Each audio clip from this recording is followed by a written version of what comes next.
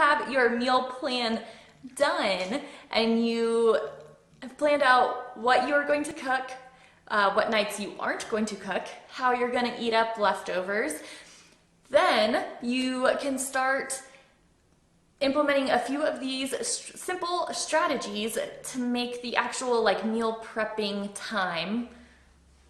be more effective. Is that if you have a day where you can dedicate even just 1 hour to meal prepping, do it. Because once you get started with that habit, it's going to grow and grow, and you're going to find even more ways to be efficient with your food prep routines. And especially if you have multiple people in the house who take a lunch with them on their days, you can meal prep a bunch of those lunches, and then whenever you think about it, you're like, lunch is taken care of, I just need to focus on dinners for the rest of the week.